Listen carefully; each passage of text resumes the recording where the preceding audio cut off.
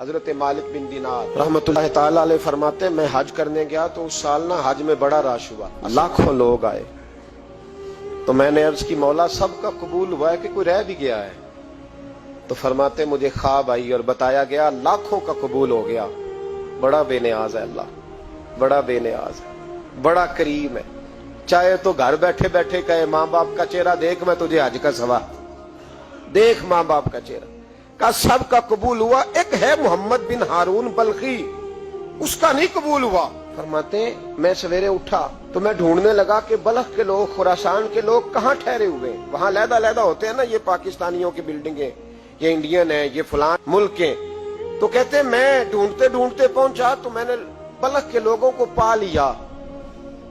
میں نے پوچھا تم میں محمد بن ہارون بلخی کون ہے؟ تو لوگ کہنے لگے وہ تو بڑا نیک آدمی ہے، بڑا پرہیزگار ہے۔ کہتے ہیں میں نے کہا مجھے خواب آئی ہے، حج قبول نہیں ہوا، یہ تعریفیں کر رہے ہیں۔ میں نے کہا کس طرح کا نیک؟ تو لوگ کہنے لگے جی 24واں تو وہ حج کرنے آیا ہے، ساری رات نفل پڑھتا ہے، سارا دن روزہ رکھتا ہے، بہت مالدار تھا پر ہر چیز اللہ کی راہ میں خیرات کر دی۔ فرماتے میں نے کہا وہ کہاں ہے؟ کہنے لگے پہاڑ کے پیچھے خیمہ اس نے لگایا ہے، وہاں اللہ اللہ کر رہا ہے۔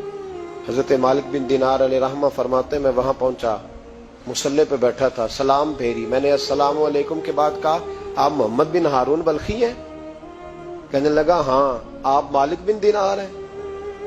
تو میں نے کہا کہ اس نے تو میرا نام بھی جان لیا بغیر بتائے۔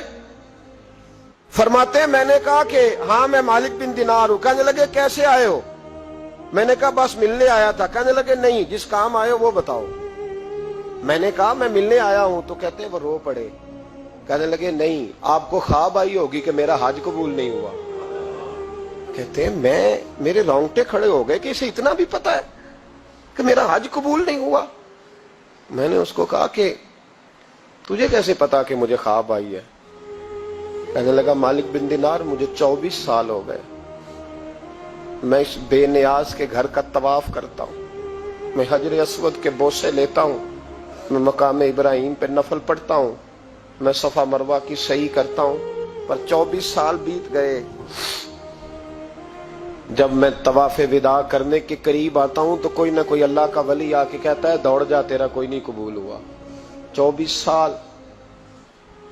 مالک بن دینار فرماتے میں اس کے قریب بیٹھ گیا اور اس کے گھٹنے پہ ہاتھ رکھا، میں نے، بندہ بھی معذور تھا، اس کا ایک ہاتھ کٹا ہوا تھا، چہرے پہ عبادت کے نشانات نمایاں تھے، اور میں نے کہا یار پھر تیرا حج قبول کیوں نہیں ہوتا؟ تو کہنے لگا مت پوچھ، تو مجھ سے نفرت کرے گا۔ میں نے کہا نہیں تو بتا۔ کہنے لگا نہ پوچھ۔ میں نے اصرار کیا تو کہنے لگا اس لیے نہیں قبول ہوتا کہ میں اپنی اماں کا نافرمان۔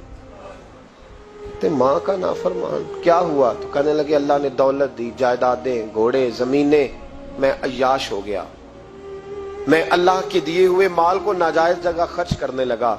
ماں میری بوڑھی تھی، عبادت گزار تھی، مجھے سمجھاتی تھی۔ رمضان کا مہینہ، عصر کے بعد اماں تنور میں روٹیاں لگا رہی، میں گھر آیا شراب کے نشے میں، اماں روٹی دو۔ ماں کہنے لگی شرم کر، روزہ رکھا نہیں تو جنہوں نے رکھا ہے ان کا تو خیال کر۔ کہتے ہیں یہ لفظ میں نے سنے تو ماں کو ایک تھپڑ دے مارا، اماں جلتے ہوئے تندور میں گر گئی، لوگوں نے مجھے کمرے میں بند کر دیا۔ کہتے ہیں ساری رات میں شور سنتا رہا پر نشے میں پڑا رہا۔ اگلے دن ظہر کے بعد آنکھ تب کھلی جب میری بیوی الماریوں سے کپڑے نکال رہی تھی۔ میں نے کہا کہاں جا رہی ہو؟ کہنے لگی میکے جا رہی ہوں، میں ماں کے قاتل کے ساتھ وقت نہیں گزار سکتی۔ میں نے کہا ماں قتل ہو گئی؟ کہا ہاں، رات 9 مہینے تجھے پیٹ میں رکھنے والی اور چھاتی کا دودھ تیرے گلے میں اتار کے پالنے والی تیرے ہاتھوں قتل ہو گئی۔ کہا کدھر ہے میری ماں کی میت؟ کہا دفن کر دیا۔ بتایا کیوں نہیں؟ کہتے مرتے وقت کہہ گئی تھی اسے میرا منہ نہ دکھانا، میرے جنازے کے قریب نہ آئے۔ کہنے لگا میں اسی وقت اٹھا جس ہاتھ سے ماں کو مارا تھا، کلاڑا لے کے ہاتھ کاٹ دیا، جائیدادیں، گھوڑے، مکانات خیرات کر دیے۔ ساری رات نفل پڑھتا ہوں، سارے دن کے روزے رکھتا ہوں، ہر سال حج کرتا ہوں، عرش کا مالک معاف نہیں کرتا۔ حضرت مالک بن دینار کہتے ہیں میں نے بھی ایک تھپڑ مارا، میں نے کہا تو اسی قابل ہے تجھے معاف نہ کیا جائے، کبھی تجھے معافی نہیں ملے گی۔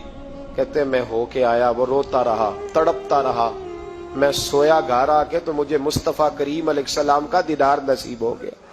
نبی پاک صلی اللہ تعالی علیہ وسلم نے فرمایا مالک تو اسے کیوں مایوس کر آیا ہے اللہ کی رحمت سے، کیوں کہہ آیا ہے اسے؟ میں نے کہا حضور اتنا بڑا قاتل ماں کا کیسے معافی ملے گی؟ تو محبوب فرمانے لگے اس کی ماں کی وجہ سے ہی اسے معافی ملے گی، ماں کی وجہ سے۔ حضور کس طرح؟ فرمایا ماں قیامت کے دن اس کے خلاف مقدمہ دائر کرے گی، کہے گی اللہ اسے پوچھ میرا جرم کیا تھا، مجھے کیوں جلا کے مارا؟ رب بات سنے گا اور پھر کہے گا اٹھاؤ اس کے بیٹے کو۔ ماں او بچے کی ماں بھیجے نا اب تیرے بیٹے کو سزا دے، کہے گی یا اللہ سخت سزا دے، تو رب کریم فرمائے گا اٹھاؤ اسے جہنم میں لے جاؤ۔ مصطفیٰ کریم فرمانے لگے جب زنجیریں ڈال کے فرشتے دوزخ کی طرف لے جا رہے ہوں گے نا تو پلٹ کے ماں کی طرف دیکھے گا، تھوڑا پھر آگے بڑھیں گے تو پھر دیکھے گا، پھر دوزخ کے قریب جائیں گے پھر دیکھے گا اور کہے گا اماں جی مجھے جلائیں گے، مجھے تکلیف ہوگی، زندگی میں جب درد ہوتا تھا تیرا نام میری زبان پہ آتا تھا، اماں مارنے لگے ہیں مجھے، جلائیں گے۔ میرے مصطفیٰ کریم فرمانے لگے وہ ماں اسے جلا کے مار دیا، وہ میدان محشر بول پڑے گی، کہے گی اللہ اے اللہ اے اللہ۔ رب کریم فرمائے گا عرض کرے گی مولا میں نے معاف کیا تو بھی اسے معاف کر دے۔ اللہ فرمائے گا اس نے تو جلا کے مارا، تو کیوں نہیں جلنے دیتی؟ حالانکہ اللہ سب جانتا ہے، کہے گی مولا میں تو ماں ہوں نا، کیسے موقع دوں؟ تو میرے محبوب فرمانے لگے مالک اللہ اسے اس کی ماں کی وجہ سے